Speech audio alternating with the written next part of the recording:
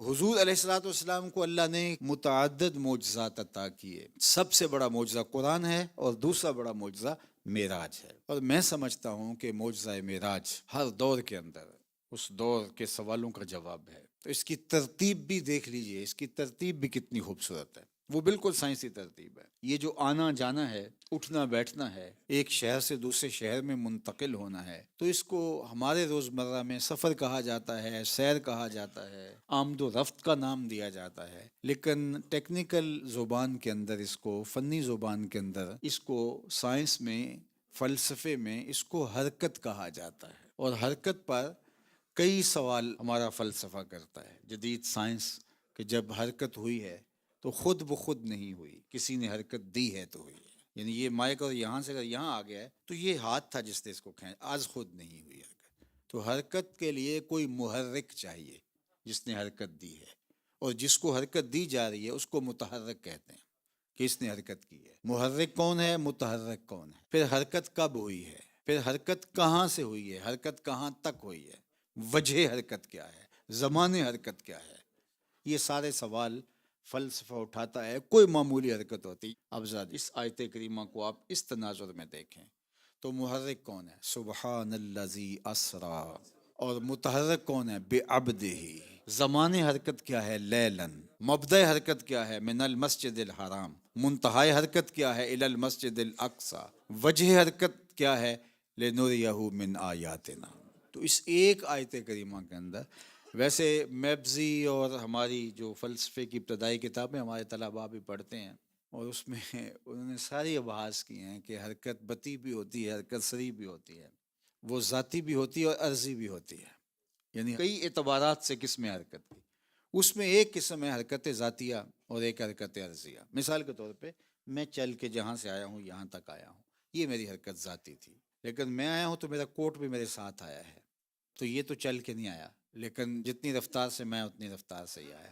تو میری حرکت جو تھی وہ ذاتی تھی، اس کی حرکت عرضی تھی.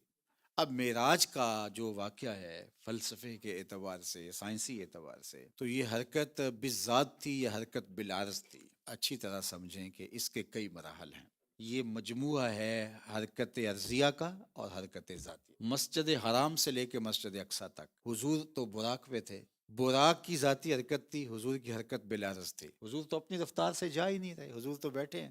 یہ تو براق کی رفتار ہے. اور براق کی رفتار کتنی تھی، جہاں اس کی نظر جاتی تھی وہاں اس کا قدم جاتا تھا. اور براق سر سے لے کر پاؤں تک نور تھا. میرے اور آپ کے 6 فٹ کے وجود میں 2 آنکھیں، 2 آنکھوں میں سیاہ دائرے، سیاہ دائروں کے اندر 2 نقطے، اس میں روشنی ہے. بس اتنے بڑے وجود میں اتنی سی روشنی.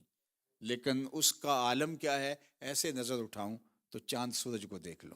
یہ اس کی نظر کا کمال ہے جس کے اندر صرف اتنی سی روشنی ہے.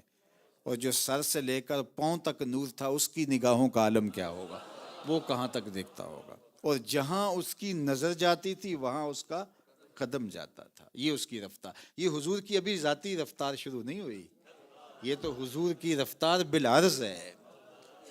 کون سمجھ پائے گا. اب یہ حضور کی سیر بالعرض ہے، براق کے اوپر حضور سوار ہے. ابھی تو اڑا ہوگا تو مسجد اقصیٰ آ گئی ہوگی.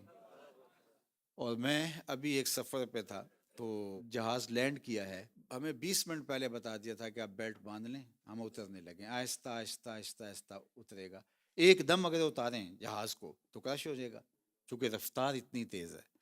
اب یہ کیسا شاہ سوار تھا کہ مکے سے اڑے، مسجد اقصیٰ آ گئی، فوراً اتار لیا. اور جہاز کی کھڑکیوں کے ڈبل شیشے ہوتے ہیں کہ اگر ہوا اندر آ جائے تو ہوا کی مزاحمت کوئی گوارا نہ کر پائے. اور کوئی جہاز کی چھت کے اوپر بیٹھ کے سفر کر سکتا ہے کہ کوئی کہے کہ نہیں میں آج موسم بڑا اچھا ہے، انجوائے کرنا ہے، تو مجھے ذرا پروں کے اوپر بٹھا لیجئے. تو مجھے بتائیے کوئی کر سکتا ہے؟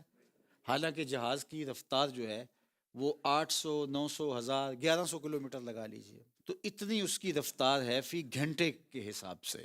اور اس کے پروں کے اوپر اگر کوئی بیٹھے تو پڑخچے اڑ جائیں.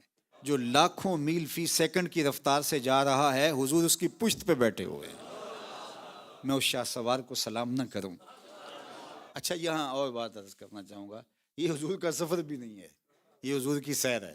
سفر اور سیر میں فرق ہوتا ہے. سفر جو ہوتا ہے وہ تیزی سے کیا جاتا ہے، ہدف پہ نگاہ ہوتی ہے اور سر پٹ دوڑتا ہے بندہ منزل پہ پہنچ جاؤ. اور جو سیر ہوتی ہے اس میں تیزی مقصود نہیں ہوتی. سیر جو ہے وہ تمہل کے ساتھ کی جاتی ہے، رک رک کے، ٹھہر ٹھہر کے.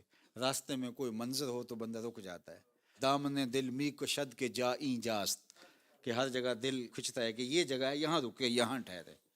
ہر جگہ پہ ایک نیا لطف کشید کرنے کو اس کا جی چاہتا ہے. تو سیر تو پھر آہستہ آہستہ ہوتی ہے، ٹھہر ٹھہر کے، رک رک کے. اب یہ اتنی صورت کے ساتھ، ابھی سفر ذاتی شروع نہیں ہوا، ابھی عرضی ہے.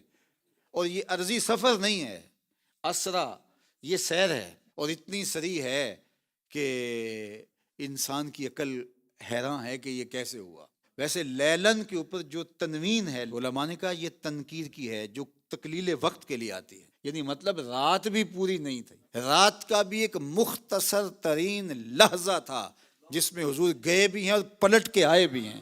یہ سفر نہیں، یہ سیر ہے. اور یہ ابھی سیر عرضی ہے. اور مجھے بتاؤ جس کی سیر کا عالم یہ، اس کے سفر کا عالم کیا ہوگا.